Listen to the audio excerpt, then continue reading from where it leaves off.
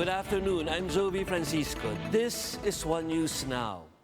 President Duterte has assured the nation that the government's spending for its COVID-19 response is clean and free from fraudulent acts. At the same time, the chief executive appeals to the public not to confuse the administration's COVID-19 fight with the corruption issues haunting PhilHealth. Duterte also scores Vice President Lenny Robredo's remarks on his leadership. Maricela Lili with the story. With state-run insurer PhilHealth under fire, no less than President Duterte himself vowed that officials involved in corruption in the agency will face prosecution. In a recorded public address on Tuesday, Duterte said he will personally endorse the cases to ensure trial for parties involved. PhilHealth is currently being investigated over an alleged mafia in the agency, which pocketed about 50 billion pesos. One of the things that, few things that I can do in the remaining 2 years of my term, ubusin ko ito yung panahon ko to work on the cases for people who are involved in the PhilHealth. The chief executive also ordered PhilHealth and other government agencies to publish all their financial transactions. Cabinet secretaries were also ordered to report the disbursements of funds related to COVID-19 response every 15 days or at the end of the month. Lalo na itong PhilHealth, baski paperclip, i-publish ninyo at sino yung bidder na mag-supply ng paperclip, baski isa. Isabi mo dyan sa newspaper para mabasa. To help address instances of corruption, Finance Secretary Sonny Dominguez proposed to adopt some principles of the small wage subsidy program. These include the digitalization of all transactions and direct distribution of financial aid through banks or e-wallets. Mahirap po gumawa ng kalokohan dito kung by computer. Nobody can keep the cash, so the intended beneficiaries, yung mga employees ng small companies ay tumanggap ng subsidy. Vice President Lenny Robredo led her own public address on Monday, pointing out inefficiencies in the government's way of handling the pandemic. She said that if there is no one leading, people will need to take a step and help each other out to face this pandemic. This statement did not sit well with President Duterte. Please do not add fuel to the fire. You will just destroy government. Baski na sabihin ba ninyo mamatay ako bukas, it cannot solve the problems of the country. For News 5, Maricela Lili, we are One News. President Duterte distances himself from a group of his own supporters calling for a revolutionary government. In his public address aired this morning, Duterte said he does not care about the move and that he is not working with the group behind it. Recall that on Saturday, the Mayor Rodrigo Roa Duterte National Executive Coordinating Committee called for a revolutionary government to push efforts on charter change. Malacanang has also brushed off the issue, saying a rev-gov is not a priority for the president. However, back in 2017, Duterte threatened to impose such drastic measure to quell the supposed destabilization plot against his administration. Wala akong pakialam niyan, wala akong kilala ng mga tao na yan. At hindi ko yan trabaho. Meanwhile, the total COVID-19 cases in the country inches closer to 200,000. As of this afternoon, the Health Department reports that there are almost 3,000 new COVID-19 cases in the country, bringing the total to over 197,000. Out of this number, 61,700 are active cases. The death toll has meanwhile reached 3,038 with 34 new COVID-19 deaths reported today. Recoveries, on the other hand, is at almost 132,400 with 368 fresh recoveries today. Experts from the UP Octa research team say the country may see a flattening of the curve by September. However, Professor Guido David clarified that the R0 or COVID-19 reproduction is simply slowing down, and flattening the curve does not mean that the fight against this pandemic is over. We'll be back with more stories after the break. Stay with us here on One News.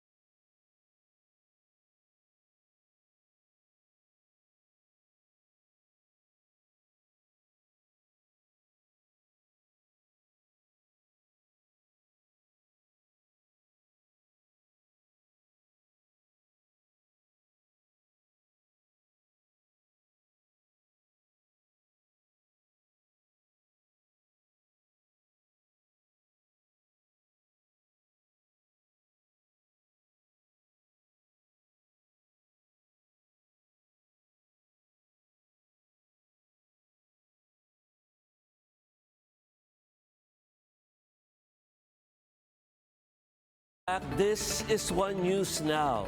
A high-ranking army official mulls placing Sulu province under martial law after the attack of 2 suicide bombers in Jolo. Meanwhile, the military sets its eye on Abu Sayyaf leader and bomb expert Mundi Sawadjan as one of the suspects in yesterday's attack.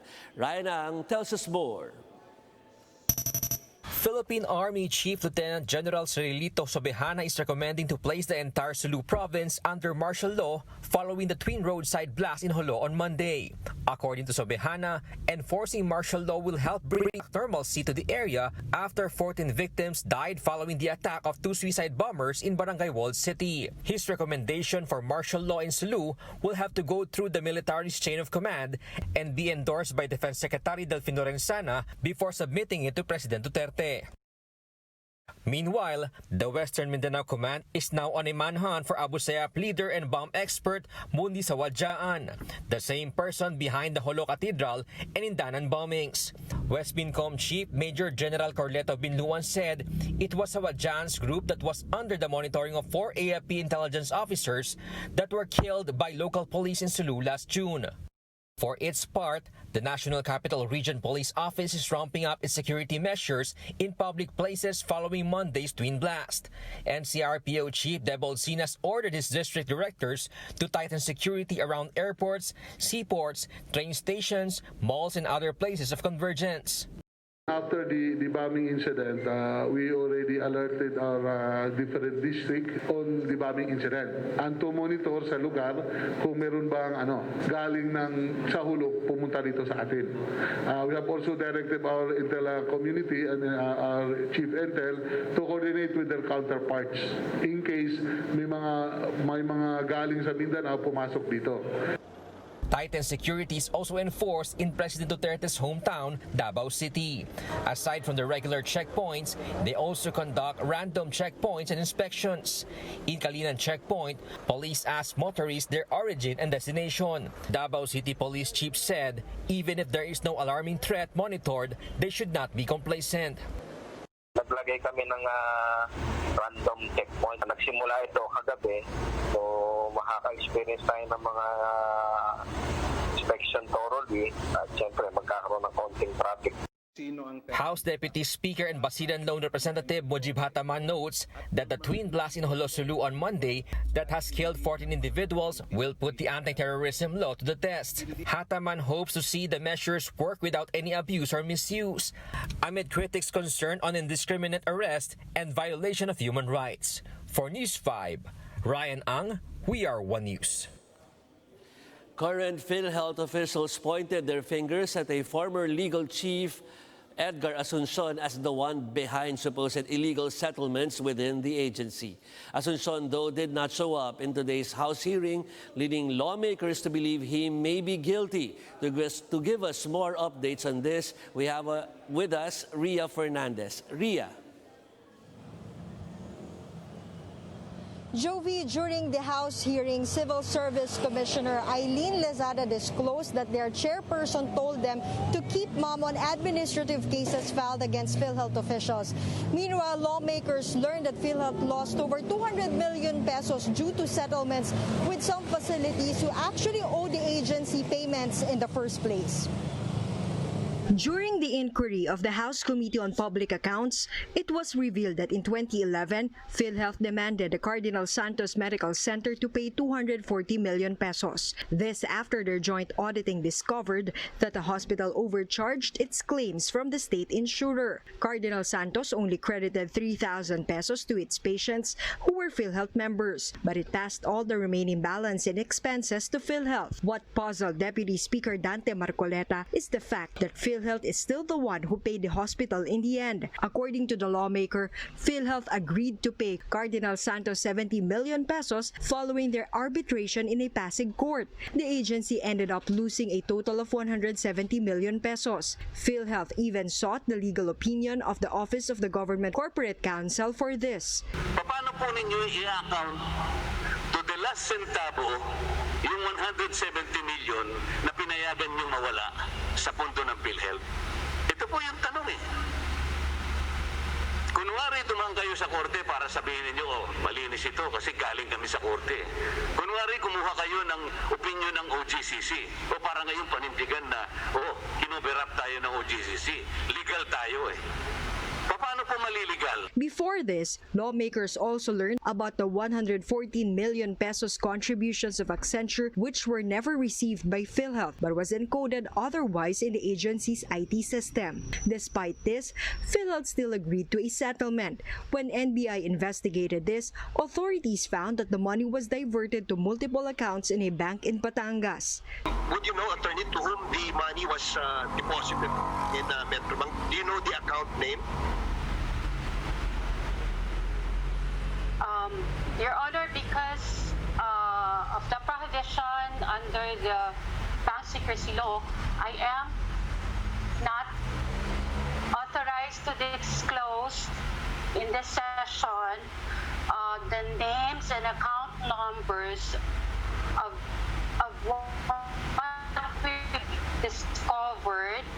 Current PhilHealth officials believe PhilHealth settlements were illegal and baseless. They added that it was their former legal chief, Attorney Edgar Asuncion, who gave a go signal for those. The House sent invitations to Asuncion several times, but the lawyer could not be located. If no clarification is given us by Attorney Asuncion by Thursday, the next hearing, this committee will recommend the filing of plunder charges based on the documents submitted to us by PhilHealth Arbitration and PhilHealth Legal, and to file a case against Attorney Asuncion, Edgar Asuncion, the Hospital Managers, Inc., and the Roman Catholic Archdiocese of Manila. So move, there being no objection, motion is carried. In the same inquiry, Civil Service Commissioner Lizada revealed to House lawmakers that she was told by their leadership not to share details with lawmakers about the administrative cases of PhilHealth officials. Meron po bang move sa loob ng Civil Service Commission to suppress information and not to give it to this committee? We had a meeting ever since lumabas ho yung memorandum ng presidente. Right away, we had a virtual meeting, and yes sir, may guidance po regarding yung concern niyo po. When asked who gave them such directive, Lizada fearlessly dropped their chairperson. She said Chairperson Alicia Bala's statement was recorded and it was also in the minutes of their meeting. But Lizada said that this specific part was later removed in the minutes that made her refuse to sign the said document. Bala's representative, Assistant Commissioner Ariel Ronquillo, denied this. The instruction of the chair was to ensure that this matter will be kept confidential confidential from and not to be shared to the public, but will be shared if needed in any of the investigations being conducted concerning the PhilHealth. We just wanted to make sure that the matter will not go out of hand by sharing the same in public prematurely. That's why, in fact, we have prepared all these cases. The list of cases that are now in the hands of Commissioner Lizada came from my office. And the list of cases that we will submit to you, to the committee, Mr. Chair, also came from our office. Jovi, the reason why Lizada made such revelation was because lawmakers felt that Ronquillo was somehow trying to withhold the information about the cases against PhilHealth officials when he was asked for details. Meanwhile, in an interview with another media outfit, CSE chairperson Alicia Bala already dispelled this accusation. Jovi? Thank you. That was Ria Fernandez of News 5. The Philippine Basketball Association is considering several locations for a possible bubble when it resumes its games. In this morning's online forum by the Philippine Sports Writers Association, PBA Chairman Ricky Vargas bared that the PBA is looking at venues such as the Smart Araneta Coliseum in Quezon City, the Inspire Sports Academy in Laguna, Clark, Pampanga, and Batangas for the bubble.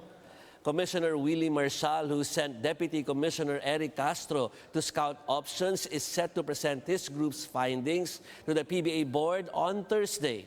Among the considerations to be discussed are the financial aspect. But Vargas reiterates they don't have a choice. For more updates, follow News 5, The Philippine Star, and Business World Online. Visit our website, onenews.ph, for more in-depth analysis. You can also catch One News on the Signal Play app. Register for a free account now at www.signalplay.com and stream One News live anytime, anywhere. I'm Jovi Francisco. We are One News.